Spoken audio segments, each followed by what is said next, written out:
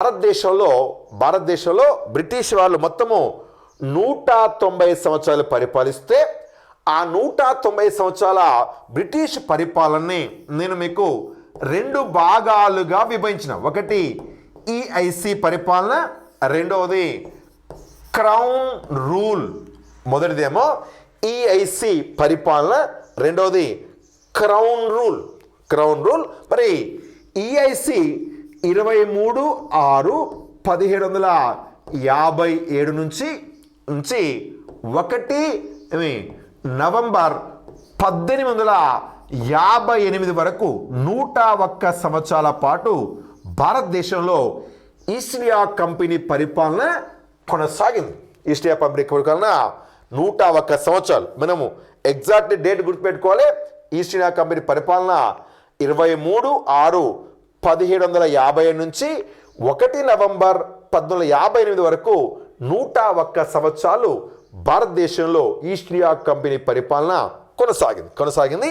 ఇక 1/11/1858 నుంచి 1/11/1858 నుంచి 14 ఆగస్ట్ 1947 వరకు క్రౌన్ రూల్. మరి ఆ క్రౌన్ రూల్ అంటే ఏమిటంటే బ్రిటిష్ రాజు లేదా రాణి పరిపాలన. అంటే ఇది భారతదేశం ఎవరు పరిపాలన అంటే ఇంగ్లాండ్లో ఎవరు రాజు ఉంటారో వాళ్ళు భారతదేశానికి కూడా రాజుగా వ్యవహరించడము జరిగింది. దాన్నే మనము క్రౌన్ రూల్ అంటాం. అంటే ఇది 190 సంవత్సరాల బ్రిటిష్ పరిపాలనా కాలము రెండు భాగాలు.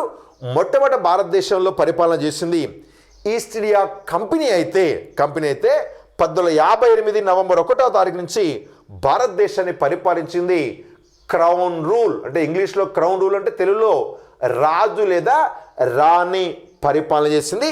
వీళ్ళ పరిపాలన సుమారుగా 89 సంవత్సరాలు. టోటల్గా 190 సంవత్సరాల పాటు భారతదేశంలో బ్రిటిష్ పరిపాలన కొనసాగింది.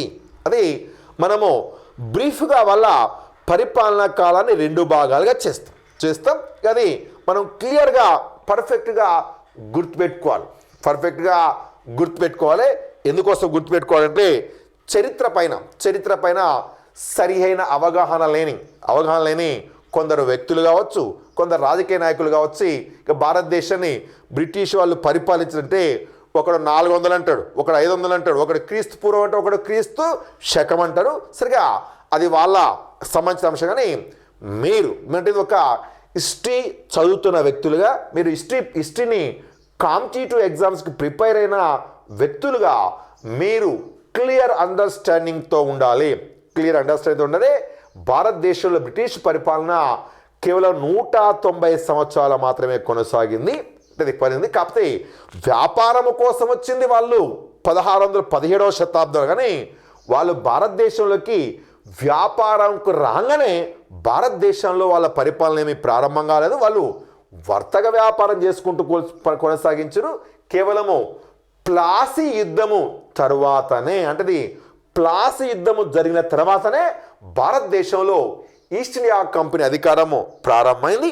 అలా 23 జూన్ 1857లో ప్రారంభమై 14 ఆగస్టు 1947 వరకు కొనసాగింది. కాకపోతే ఇందులో ఏం జరిగిందంటే 1 నవంబర్ 1858 వరకు, అంటే ఇది ప్లాసీ యుద్ధం నుంచి మొదలుకొని 1 నవంబర్ 1858 వరకు భారతదేశాన్ని ఈస్ట్ ఇండియా కంపెనీ పరిపాలించింది. ఇక 1 నవంబర్ 1858లో ఈస్ట్ ఇండియా కంపెనీ పరిపాలన రద్దు చేయబడింది. సరే, దీన్ని ఎవరు రద్దు చేసిర్రు, దాని కథా కమిషన్ ఏమిటనే విషయం మీకు నేను తర్వాత క్లాసుల్లో వివరంగా చెప్తా. మీరు ఇప్పుడు సింపుల్గా గుర్తుపెట్టుకోండి. భారతదేశంలో బ్రిటిష్ పరిపాలన రెండు భాగాలు. ఒకటి ఈస్ట్ ఇండియా కంపెనీ పరిపాలన, ఉన్నది క్రౌన్ రూల్ పరిపాలన. ఈస్ట్ ఇండియా కంపెనీ 101 సంవత్సరం పరిపాలించింది. క్రౌన్ రూలు అప్రాక్సిమేట్లీ 89 సంవత్సరాలు పరిపాలించిన. క్రౌన్ రూలు 1 నవంబర్ 1858 నుంచి 14 ఆగస్టు 1947 జరిగింది. ఇక 1 నవంబర్ కంటే ముందు ముందు జూన్ 23, 1750 నుంచి 101 సంవత్సరాల పాటు ఈస్ట్ ఇండియా కంపెనీ పరిపాలన చేసింది. ఇక మనం ఇప్పుడు మనము ఇక ఆ ఈస్ట్ ఇండియా కంపెనీ పరిపాలన కాలానికి సంబంధించిన ఒక ముఖ్యమైన అంశము డిస్కస్ చేద్దాం. ఈస్ట్ ఇండియా కంపెనీ కాలానికి సంబంధించి ఒక ముఖ్యమైన అంశం డిస్కస్ చేద్దాం. ఇక ఏమిటంటే ఈస్ట్ ఇండియా కంపెనీ కాలంలోను అదేవిధంగా బ్రిటిష్ క్రౌన్ రూల్ కాలంలో బ్రిటిష్ పార్లమెంటు ముఖ్యమైన 11 చట్టాలు చేసింది. మొత్తం అంటే 6+5 మొత్తము ముఖ్యమైన 11 చట్టాలు చేసింది బ్రిటిష్ పార్లమెంట్. మొత్తం అంటే ఈ 190 సంవత్సరాల కాలంలో బ్రిటిష్ పార్లమెంట్ మొత్తము ముఖ్యమైన 11 చట్టాలు చేసింది. వాటిని మనము 2 రకాలుగా చేస్తాం. ఒకటి 6+5. మరి ఏమిటి 6+5 అంటే మీకు ఇందాక చెప్పినట్టుగా ఈ యొక్క బ్రిటిష్ పరిపాలన 2 భాగాలు. అందులో ఈస్ట్ ఇండియా కంపెనీ కాలంలో 6 చట్టాలు చేసిరు. ఈస్ట్ ఇండియా కంపెనీ 6 చట్టాలు చేసిరు. బ్రిటిష్ క్రౌన్ రూల్ కాలంలో 5 చట్టాలు చేసిరు. క్రౌన్ రూల్ కాలంలో 5 చట్టాలు చేసిరు. అంటే మొత్తం 11 చట్టాల్లో ముఖ్యమైన 11 చట్టాల్లో వాళ్ళు ఆరేమో భారతదేశాన్ని ఈస్ట్ ఇండియా కంపెనీ పరిపాలించే సమయంలో 6 చట్టాలు చేసిరు. క్రౌన్ రూల్ కాలంలో 5 చట్టాలు చేసిరు. ఇలా మొత్తము 11 చట్టాలు చేసిరు. ఇక మనం ఇప్పుడు ఇవి ఈస్ట్ ఇండియా కంపెనీ కాలం చేసిన ఈ 6 చట్టాల గురించి చెప్తా. నెంబర్ 1, 1773లో రెగ్యులేటింగ్ చట్టం చేసిరు. అంటే 1773లో రెగ్యులేటింగ్ చట్టము చేసినారు బ్రిటిష్ పార్లమెంట్. 1773లో ఇది చేసినారు. రైట్. రెండవది 1784లో పిట్స్ ఇండియా చట్టం. 1784లో పిట్స్ ఇండియా చట్టం చేసిరు. ఇక ఇవి 2 చట్టాలు. ఇంకెన్ని ఉన్నాయి? 4 ఉన్నాయి. ఈ 4 ఏమిటంటే చార్టర్ చట్టాలు. మిగిలిన 4 ఏమిటంటే చార్టర్ చట్టాలు. మొట్టమొదటి చార్టర్ చట్టము 1793లో చేసిరు. రెండవది 1813లో చేసిండు. మూడవది 1833లో చేసిరు. నాలుగవది 1853లో చేసిరు. మొత్తము ఈస్ట్ ఇండియా కంపెనీ కాలంలో బ్రిటిష్ పార్లమెంటు 6 చట్టాలు చేసింది. 6 చట్టాలు చేసింది. 6 నెంబర్ 1 రెగ్యులేటింగ్ చట్టం. నెంబర్ 2 పిట్స్ ఇండియా చట్టం. నెంబర్ అంటే 4 ఏమో చార్టర్ చట్టాలు చేసిరు. అందులో మొట్టమొదటి చార్టర్ చట్టము 1893లో చేసిరు. రెండవది 1813లో చేసిరు. మూడవది 1833లో చేసిరు. నాలుగవది 1853లో చేసిరు. ఇలా మొత్తము ఈస్ట్ ఇండియా కంపెనీ కాలంలో 6 చట్టాలు చేస్తే అందులో ఒకటి రెగ్యులేటింగ్ చట్టం, రెండోది పిట్స్ ఇండియా చట్టం అయితే 4 చార్టర్ చట్టాలు చేసిరు. ఇక మనము ఈ చట్టాలకు సంబంధించి కొంచెము బ్రీఫ్ సమాచారం చెప్దాం. ఇందులో చార్టర్ చట్టాల్లో మనకు బాగా ముఖ్యమైనది 13, 33. ఇక అందులో ఉన్న అంశాల గురించి కూడా మనము బ్రీఫ్గా డిస్కస్ చేద్దాం. ముందు రెగ్యులేటింగ్ చట్టంతో మొదలు పెడదాం.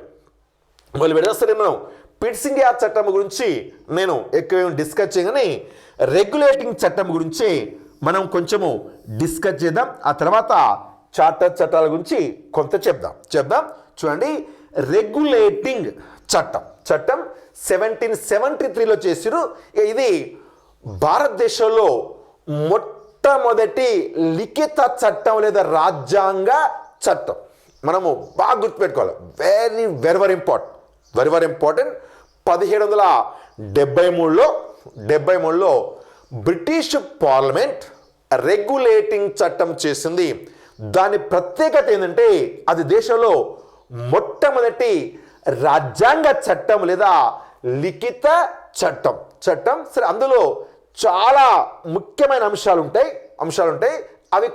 అవి కొన్ని పాలిటీలో అడిగే క్వశ్చన్స్ కొన్ని ఉంటాయి, హిస్టరీలో అడిగే క్వశ్చన్స్ కొన్ని ఉంటాయి. సరే, మనము హిస్టరీలో టచ్ చేసే అవకాశం ఉన్న పాయింట్ గురించి మనము డిస్కస్ చేస్తా. ఒక మాట ఎక్కువ కాదు కానీ ఒక మాట డిస్కస్ చేస్తా. రెగ్యులేటింగ్ చట్టం అయితే ఇప్పుడు నేను ముందు చెప్పిన మొట్టమొదటి రాజ్యాంగ చట్టం, లిఖిత చట్టం అనేది మాత్రము మనము సహజంగా దేంట్లో అడిగే క్వశ్చన్ అంటే ఇది పాలిటీలో అడిగే క్వశ్చన్.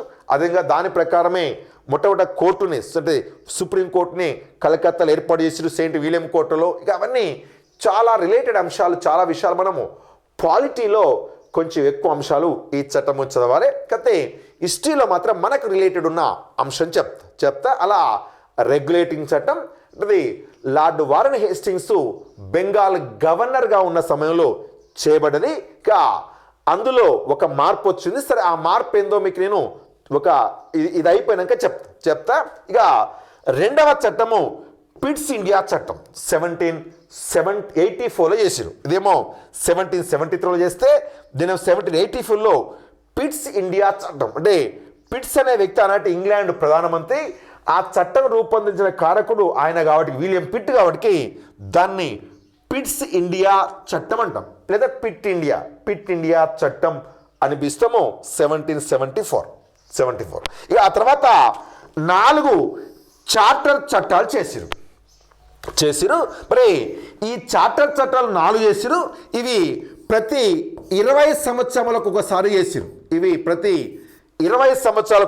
మొత్తము 4 చార్టర్ చట్టాలు చేసిరు. అంటే మొట్టమొదటి చార్టర్ చట్టం 1793లో చేస్తే, రెండవది 1830లో చేస్తే, మూడవది 1833లో చేస్తే, నాలుగవది 1853. అంటే మీరు గుర్తుంచుకుంటే గ్యాప్ ఎంత ఉందంటే 20 years గ్యాప్ ఉంది.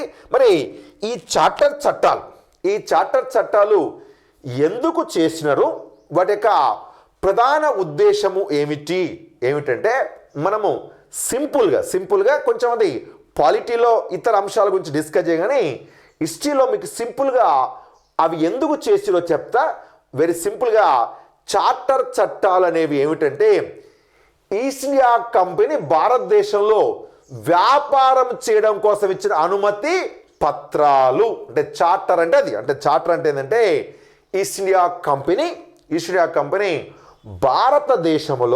భారతదేశంలో వ్యాపారం చేసుకోవడం కోసం అనుమతి ఇచ్చంటే మనము సింపుల్ చెప్తే ఒక వ్యాపారం చేయాలంటే ఏదైనా ఒక కంపెనీ స్థాపించాక ప్రభుత్వం దానికి ఏమి వేయాలి. ఇప్పుడైతే మనం లైసెన్సెస్ అంటున్నాం. ఇప్పుడు మనం ఏమంటాం దాన్ని లైసెన్సెస్ అంటున్నాం. అలా లైసెన్సులు సింపుల్ చెప్తే ఈస్ట్ ఇండియా కంపెనీకి బ్రిటిష్ పార్లమెంట్ లేదా బ్రిటిష్ ప్రభుత్వం ఇచ్చిన లైసెన్సులే చార్టర్ చట్టాలు. అలా మొత్తం 4 చేసిరు. 20 సంవత్సరములకు ఒకసారి ఈ 4 చార్టర్ చట్టాలు చేసిరు. ఈ 4 చార్టర్ చట్టాల్లో మనము ఎవరి కాలంలో చేసిరు అనేది కూడా అడిగేదే. సరే, మనం దాన్ని ఎవరి కాలంలో చేసే విషయం మీకు నేను తర్వాత చెప్తా కానీ ఇందులో 1713లో 1733 చట్టాలు మనకు చాలా ముఖ్యమైన అంశం.